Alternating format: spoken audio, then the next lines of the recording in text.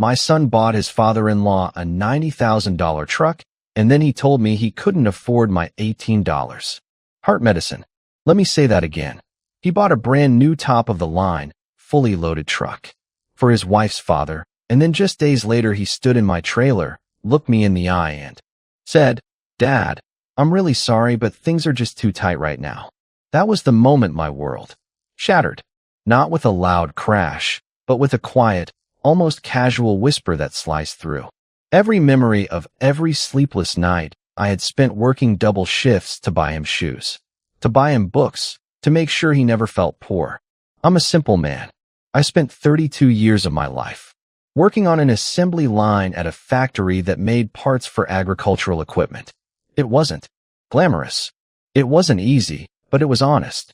It was a paycheck that I stretched until it was practically transparent, just so I could give my son, Derek, a chance at a better life. His mother walked out on us when he was 8 years old. She said she was tired of the grind, tired of the trailer, tired of me. She left a note on the kitchen table and a hole in my heart the size of a crater. But I had Derek. He was my reason to get up in the morning. He was the reason I ignored the burn in my back and the ache in my joints. I told myself, you can fall apart later. Right now you have a little boy to raise. I raised him to be honest. I raised him to be kind. I worked 14-hour days, often coming home smelling of grease and metal shavings, just to pay for his soccer cleats, his school trips, his tutoring. I didn't have the money for a college fund, not really, but I put away whatever I could. When he graduated high school, I handed him an envelope with $4,000 in it, weathered bills I had saved from my overtime checks. I told him, "This is for your future, Derek. Don't waste it. Go be something." He went to college. He met a girl named Andrea. She was beautiful, smart, and came from a family that had money. Real money. They lived in a house with columns on the porch and a lawn that was always green, even in the summer drought. I remember the first time I met them at their house. I drove my 15-year-old pickup truck, the one with the duct tape on the side mirror, and parked it between a Mercedes and a BMW. I was so proud of Derek. He had managed to climb out of the hole I had been born in. He was wearing a collared shirt, talking about stocks and real estate. I barely understood what he was saying. It felt like we were speaking different languages. But his mother-in-law, Carol, and his father-in-law, Robert, they were always polite. They had that cold kind of politeness. They smiled at me, but I could see the pity in their eyes. They looked at the calluses on my hands and the sun-damaged skin on my face, and I knew what they were thinking. This is his father. Look where Derek came from. I used to tell myself that I was overthinking it, that I was insecure. I told myself that Derek had just grown up. He was a man now with a family of his own. He had a wife and eventually a daughter named Lily. My granddaughter, the light of my life. I would babysit Lily whenever they asked, which wasn't as often as I would have liked. But I took what I could get. I would bring her to the park, buy her ice cream with money I couldn't really afford to spend, and listen to her laugh. That laugh made all those years of backbreaking work feel like nothing. But slowly, I started to notice the cracks. The phone calls from Derek became shorter. The visits became rarer. He used to call me on Sundays just to talk about sports or ask for advice. Now, he would only call if he needed something or if he was driving somewhere and had nothing better to do.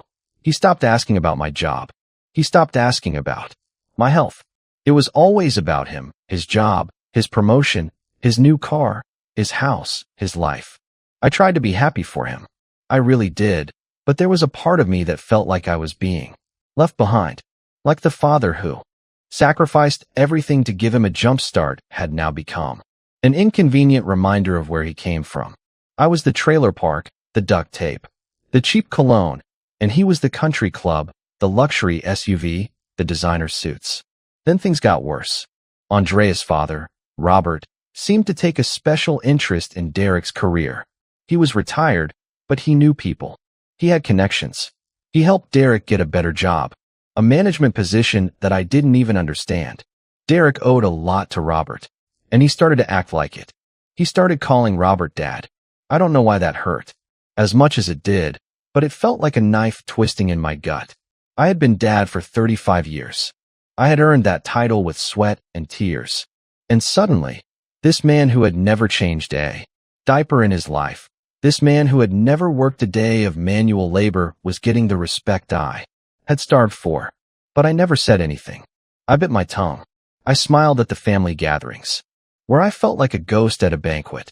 I held my granddaughter and tried to be grateful. About a year ago, I started having these pains in my chest. It wasn't a heart attack, but it was a dull, constant ache. My doctor told me I had a cardiovascular condition. My heart was getting weaker. I wasn't going to die tomorrow, but if I didn't take care of it, I would be in trouble in a few years. He prescribed me a medication that I had to take daily. It was the only thing that kept the pain away. I applied for government assistance for the medicine. I was on a fixed income now. My pension barely covered my rent and food.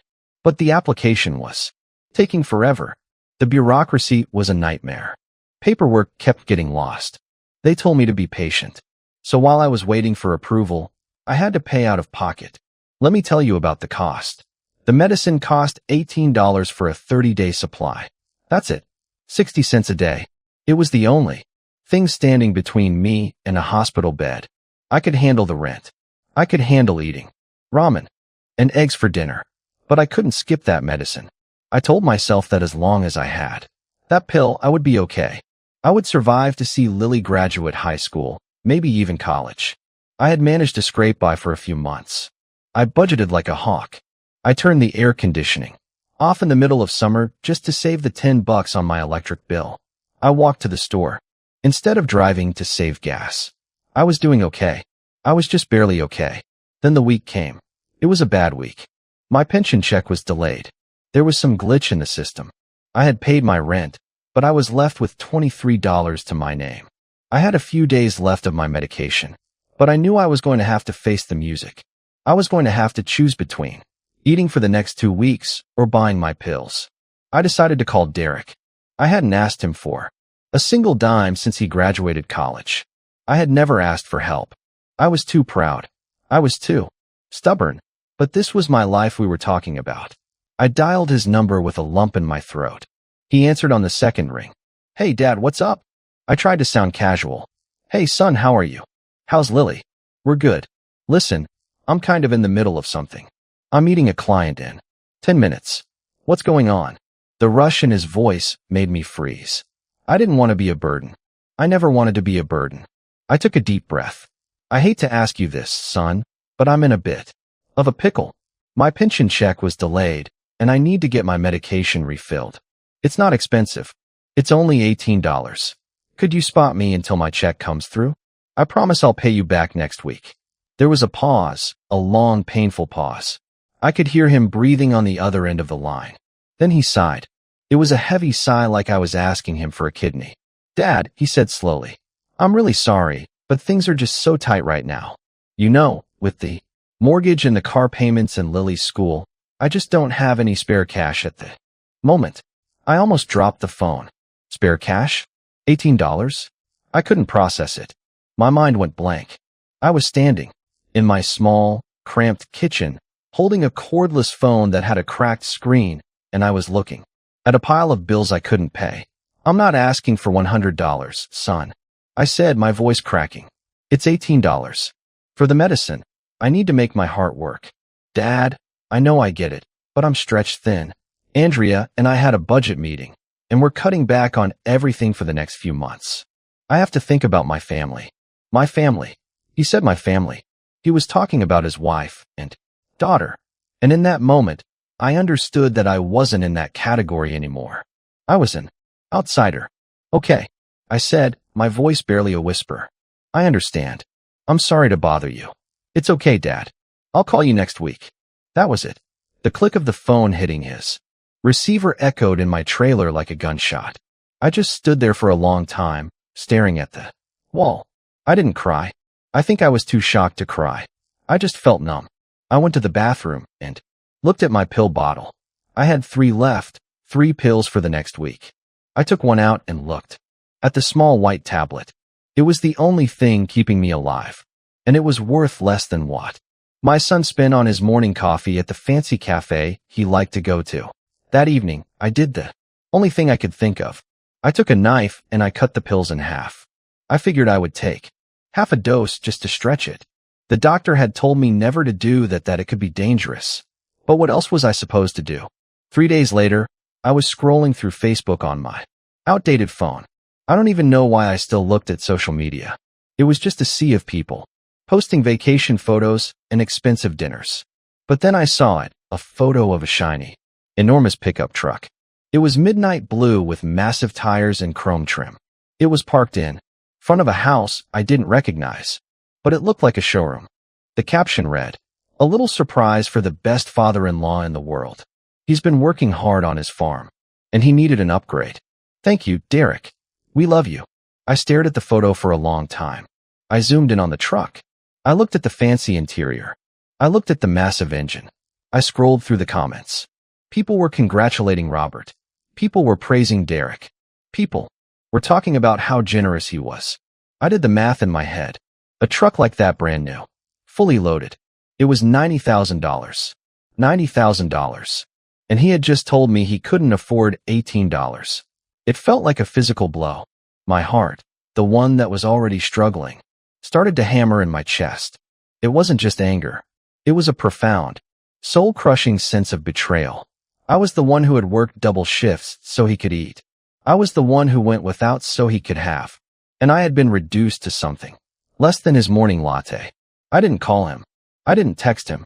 I didn't write a passive-aggressive post on Facebook. I just sat there in the dark, feeling the weight of my loneliness. The next few days were a fog. I went to the pharmacy with my last $2 and begged the pharmacist to give me just 3 pills, just enough to get me through the week. He was a kind man, a kid in his 30s who wore glasses. He knew me. He took pity on me and gave me a few samples. "Don't worry about it, Mr. Henderson," he said. "You're a good man." Good man. My son didn't think so. My son had just spent $90,000 on a gift for a man who had never even held his hand when he was scared. Then came the Thursday. It was a rainy, miserable afternoon. The rain was coming down in sheets, pounding against the tin roof of my trailer. It was one of those days that makes you feel twice as old. I was sitting in my worn-out recliner, feeling sorry for myself. When I heard a knock on the door, I didn't get many visitors. Most of my old friends had moved away. My brothers were scattered across the state. I figured it was the landlord coming to complain about the leaky faucet I hadn't had the money to fix. I shuffled over to the door and opened it. Standing on my small, rickety porch was Robert. His wife was waiting in the truck. No, not his new truck. The old one. He was soaking wet from the rain. He didn't have an umbrella. He was holding something in his hands. A manila envelope. I was stunned. I hadn't spoken to Robert in months. He certainly had never come to my trailer before. He was dressed in a nice polo shirt, but the rain had ruined it. He looked uncomfortable, like he was standing in a sewer. "Mr. Henderson," he said, his voice formal and a little shaky. "Can I come in?" I nodded, stepping aside. My trailer was a mess. There were books everywhere, and it was stuffy. I cleared a pile of mail off the small dining table. "Sorry for the mess. Have a seat." He sat down, placing the envelope on the table between us. He looked around the trailer. He saw the cracked countertops. He saw the sagging floor. He saw the medicine bottle sitting on the counter, next to a stack of unpaid bills. I saw his eyes linger on the medicine bottle. "What's this about?" I asked, my voice guarded. He cleared his throat. "I know we haven't always seen eye to eye, but I have to tell you something. Something I should have told you a long time ago." I braced myself. I figured he was going to tell me that Derek had decided to cut me out of Lily's life, that they were moving away, that I was a bad influence. "Derek and Andrea have been having some trouble," he said. "Financial trouble. The house is too expensive. They have credit card debt. They borrowed money from us, Carol and me." I didn't react. I just stared at him. "When Derek bought that truck for me," he continued, "he did it to impress Andrea. And to be honest, he did it to make me happy because I had been helping them so much. But I knew it was a stupid purchase. The truck is too big. I didn't need it. I told him not to. But he insisted. He said it was a gift." He looked at me then, and for the first time, I saw a real emotion in his eyes. It wasn't pity. It was shame. I didn't know about the phone call. He said, his voice lowering. I didn't know you asked him for help. He told me the other day. He was bragging about it. He said, I told my old man to get lost. He's always mooching. He laughed about it. My blood ran cold. Mooching. He called me. Mooching. I was furious, Robert said. I told him that was disgraceful. I couldn't believe he would treat his own father that way. The man who raised him. He paused, running a hand through his wet hair. But it wasn't until yesterday that I realized the truth. I had to take that truck in for a detail. I went to the dealership to get some paperwork, and I saw the contract. He pushed the envelope towards me. Take a look. My hands were trembling. I pulled out the papers. It was a loan agreement. Derek's signature was all over it. But the price was wrong. The truck wasn't $90,000.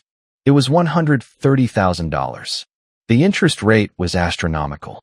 Derek had been ripped off. He had been so desperate to buy Robert's affection that he had signed a loan that would ruin him. He was paying more than double the value of the truck over the life of the loan. He was drowning in debt, and he was trying to pretend he was rich. But Robert didn't stop there. He pulled out another sheet of paper. That's not the worst of it, he said. When I realized what a lousy businessman Derek was, I decided to look into something else. This house he lives in. Andrea told me it was a gift from you. I blinked. What? Yes, Robert said, nodding grimly. She told me that you gave them the down payment on the house, that you inherited money and gave it to them. They told me that's why. They didn't have the money to help you, because you had it all along. I was speechless. I didn't have an inheritance. I had nothing. I had never given them a cent for a house. I had never even seen their mortgage statement. But then the realization hit me like a truck. $100,000 truck. They had been lying. They had been lying about me to Robert and Carol to make me look like a rich miser who wouldn't help them, so they could justify not supporting me. I realized the truth, Robert said. You didn't give them anything. They lied. They said your money was hidden, that you refused to help them buy the house because you were greedy. I can't believe I listened to them. He looked at me, and his eyes were glistening. You know, I never liked you much, Mr. Henderson. I always thought you were common, that you were holding Derek back. But I was wrong. I've been a fool. He took my hand. He actually held my hand. Derek is a liar. He's not the man I thought he was. And you're the man I should have been. I felt the tears welling up in my eyes, but I held them back. Then Robert looked at the medicine bottle on the counter. He pointed at it. Is that? It's $18. I said, my voice barely breaking. I don't have it. It's my heart medication. Robert's face turned pale. He looked like he was going to be sick. He didn't say a word. He just stood up, walked to the envelope, and pulled out a thick stack of cash. He put it in my hands. Take this, he said. Go to the pharmacy. Get your medicine. Buy groceries. Get the best care you can buy. And I'll take care of the rest. But the money wasn't what shook me. It was what he said next. That's not a gift, Mr. Henderson. That's a down payment. Because I'm going to need your help. I'm going to make this right. For the next hour, Robert told me the details. He was going to the bank to transfer the truck loan into his own name. He was going to take the truck back to the dealership and lose the money just to keep Derek from drowning. But he was also going to call a lawyer. I'm going to expose him to the rest of the family. Robert said to Andrea, to Carol. They need to know what kind of man she married. He's a fraud, a liar. And I'm not going to let him destroy his wife's life just to maintain his ego. He looked at me. But I need you to stand by me. We can't let him manipulate us anymore. I didn't know what to say. For years, Robert had been my enemy, my rival, the man who took my son away. And now he was the one who had come to my trailer in the rain to rescue me. He was the one who was offering me justice. The following week, Robert and I met in secret at a diner. He showed me the bank documents. He had paid off the truck loan. He had taken the loss. But he had also found out that Derek was cheating on Andrea with a woman from work. It was just the final nail in the coffin. I'm going to confront him, Robert said, and I want you to be there. I want you to see him tell the truth for once in his pathetic life. I agreed. I felt a fierce anger I had never known. This wasn't about the $18 anymore. It was about the years of lies, the years of humiliation, the years of me being treated like a ghost by my own flesh and blood. The day came. We met at their house. Robert had called a meeting. Andrea was there. Carol was there. Derek was there, looking nervous. He didn't expect me to be there. He smiled at me. That fake charming smile he had perfected. "Hey, Dad," he said. "What are you doing here?" "It's just a family thing." Robert stepped forward. "No, Derek. This is about you." He presented his evidence. He told Andrea about the death. He told her about the lies she had told. He told her about the mistress. Andrea didn't scream. She didn't cry. She just sat there frozen. She looked at Derek. "Is it true?" Derek's face went white. He tried to lie. He tried to cover it up. "It's not what it looks like. Dad, you have to believe me." But I looked him in the eye and I said, "No, you don't get to call me that. Not today. You had a chance. You had a chance to be my son and you threw it away for a truck." He opened his mouth to argue, but Robert silenced him. "Pack a bag, Derek. You're out of the house. Andrea is staying here." The look on Derek's face was one of absolute terror. He wasn't terrified of losing his wife. He wasn't terrified of losing his daughter. He was terrified of losing the house, the money, the status. In that moment, I saw him clearly for the first time. He wasn't a victim of circumstance. He was a victim of his own greed. He had sold his soul for a life he couldn't afford. And he had pushed me aside because I was a reminder of the reality he was trying to escape. He stormed out of the house. Robert walked over to me and put a hand on my shoulder. "He'll call you," Robert said. "When he's broken, when he has nothing left, he'll come crawling back." I nodded. "I know, but I won't be there." Robert looked at me. I looked at his truck outside the window, the one Derek bought him. "Do you want the truck?" Robert asked me. I stared at him. "I want my medicine." I said, "I want my granddaughter to visit me on Sundays, and I want my son to learn what it means to be a man." A few weeks passed. Derek was living in a cheap apartment. His work found out about the affair and the financial issues. He lost his job. Andrea divorced him, and she got full custody of Lily. I started to see Lily more often. Andrea brought her to my trailer every weekend. The trailer was still small, but now it had a new TV, and the fridge was full of food. Robert had made sure of that. He had given me a debit card and told me to call it a salary. For being his new partner in crime, we didn't see it as charity. We saw it as a partnership. One evening, I was sitting on my porch when I saw a car pull up. It was Derek. He looked terrible. He was unshaven.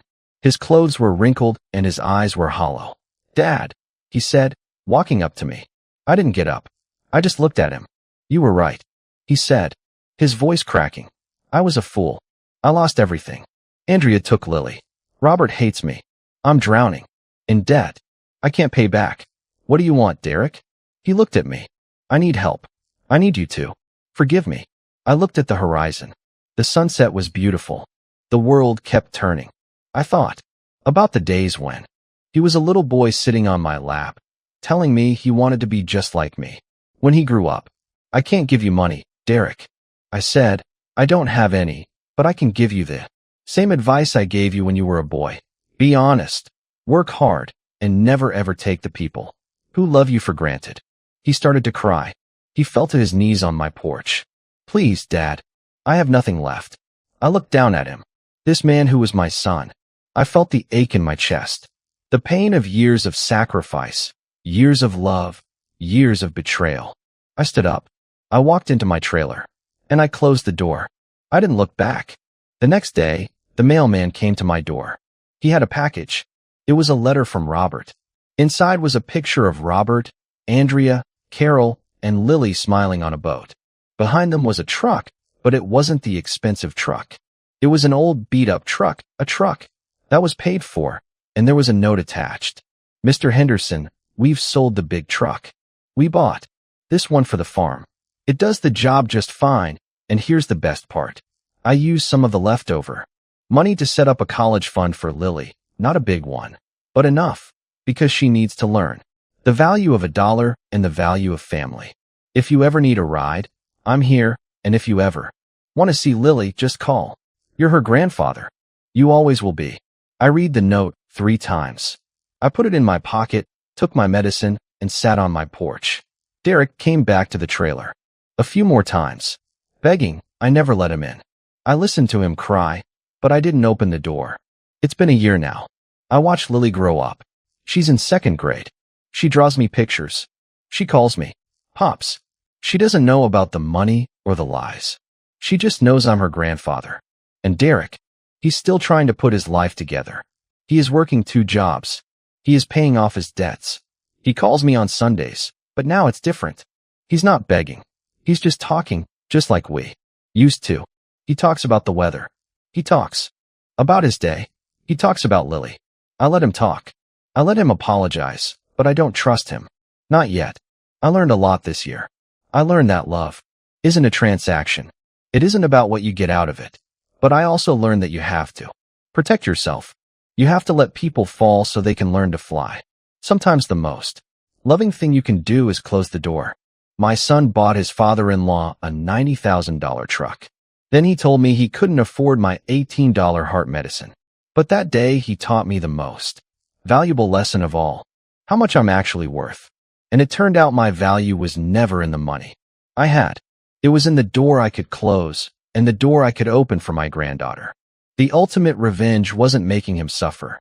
It was finding peace in my own trailer and knowing I had survived, not because of him, but despite him. And that's more than any truck could ever buy.